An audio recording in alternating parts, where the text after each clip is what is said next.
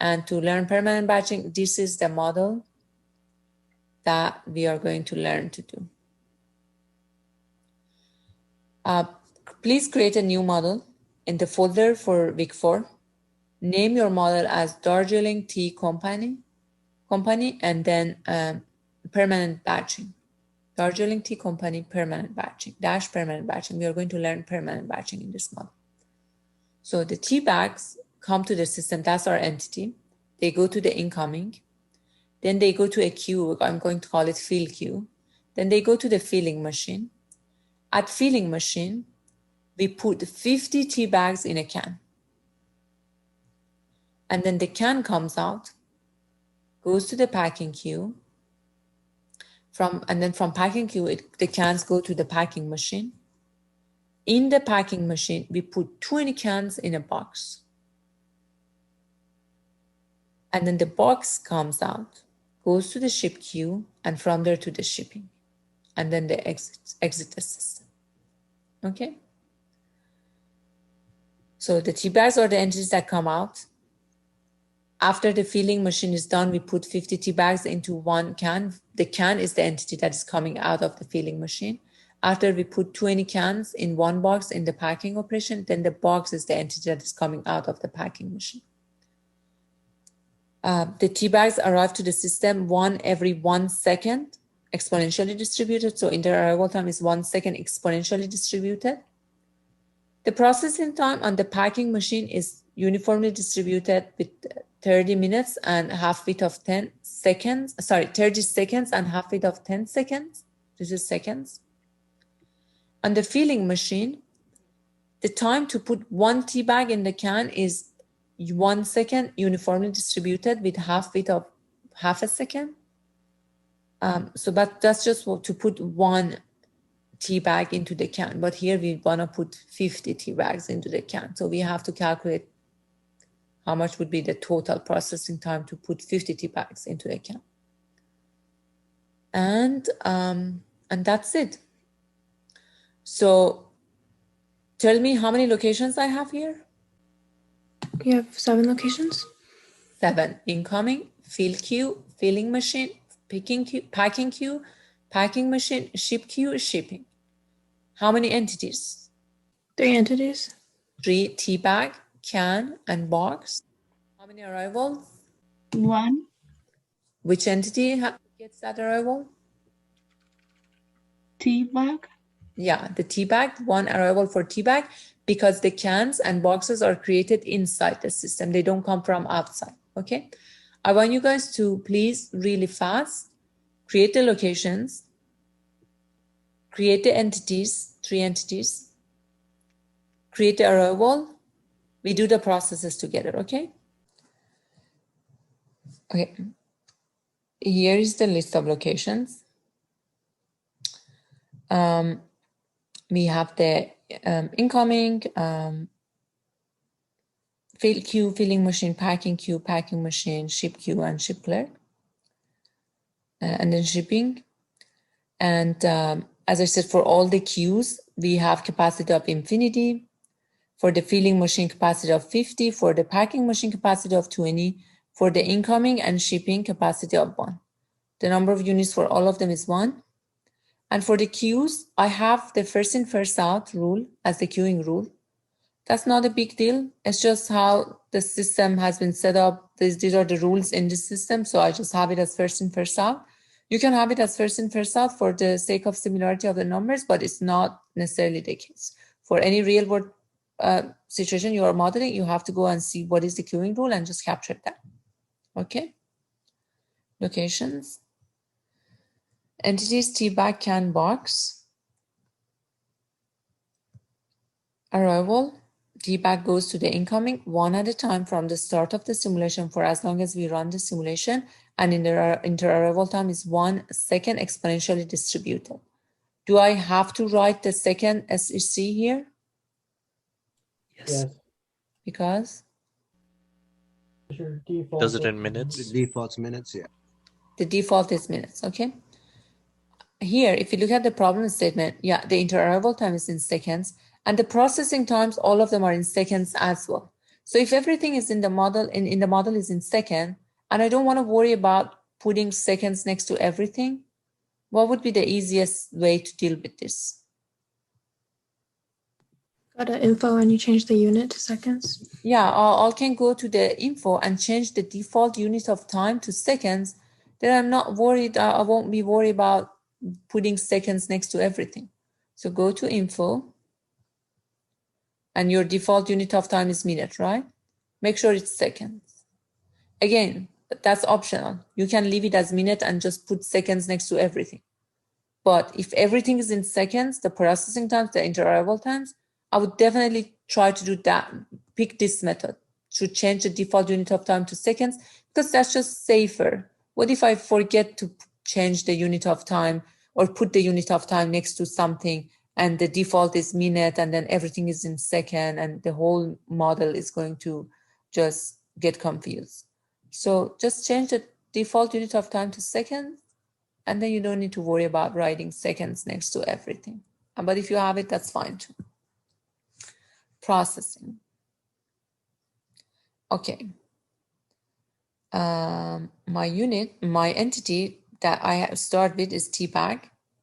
I'm at incoming. And from there, I'm going to fill queue. Next, tbag, which is already at fill queue, goes to filling machine.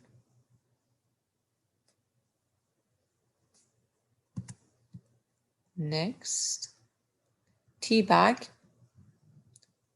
which is at filling machine. So the T-bags get to the filling machine. Now, what happens at the filling machine? As I said, we put 50 T-bags into one can. Do we group by 50 as batch? Okay, so, let me ask you this then.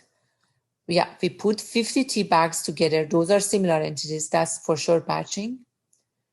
However, when we put these 50 T-bags together, they come as a can and they go through the rest of the process as a can.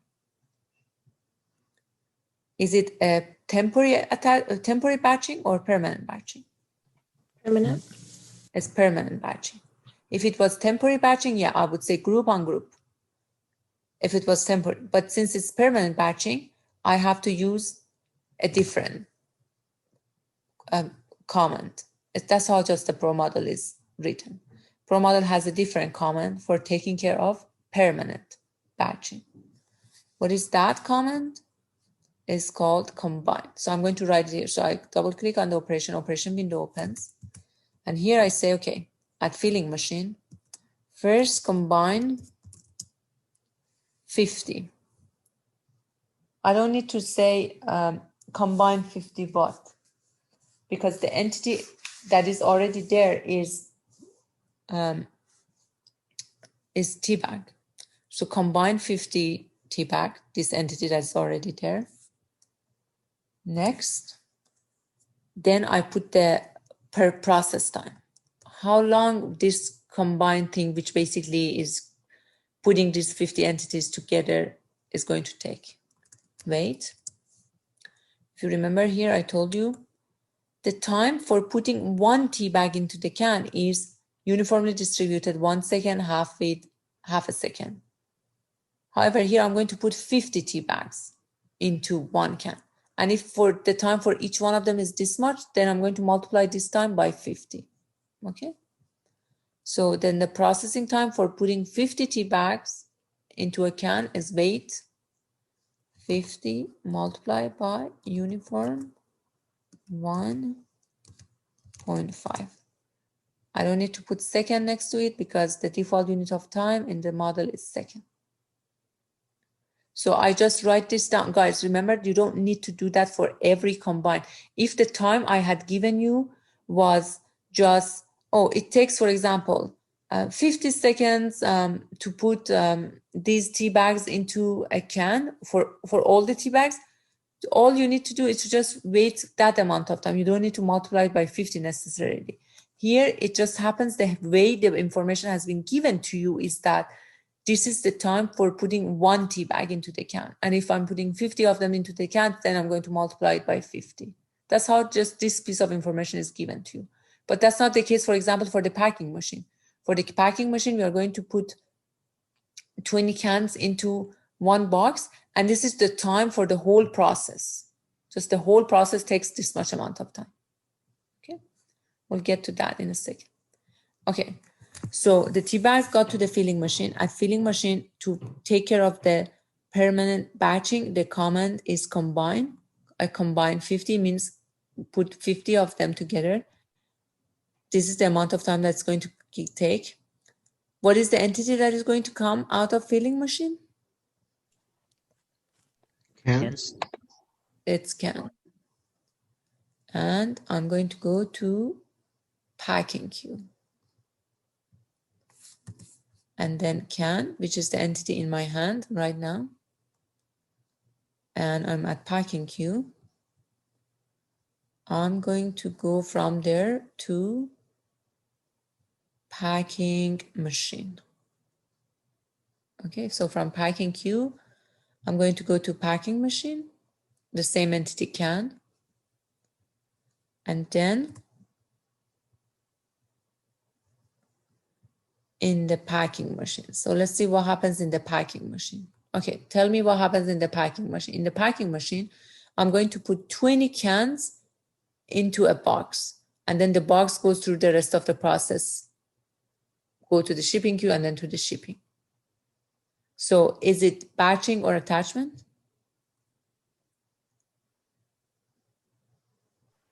Batching. Because I'm looking product. yeah, I'm going to put 20 similar entities together into a box. That's batching. Is it temporary or permanent? It's permanent because I'm putting them in a box and then they go through the rest of the process as a box. I don't ungroup them again. I put them in a box and they go through the rest of the process as a box. So how do you write the command? Combine. Combine. How many? 20. 20. What is the time for performing this operation? 30 seconds, uniformly distributed with average 30 seconds and half with 10.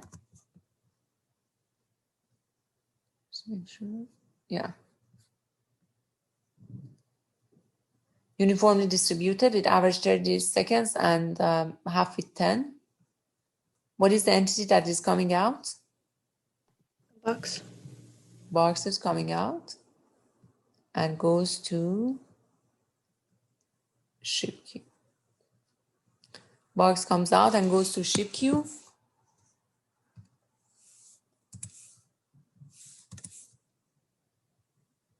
And then the entity in my hand is box. Next line, the entity in my hand is box. I go from ship queue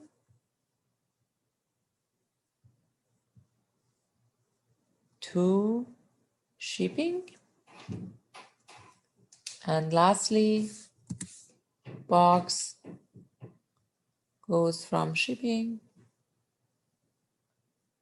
to exit. If there's no question, let's run it for 8 hours.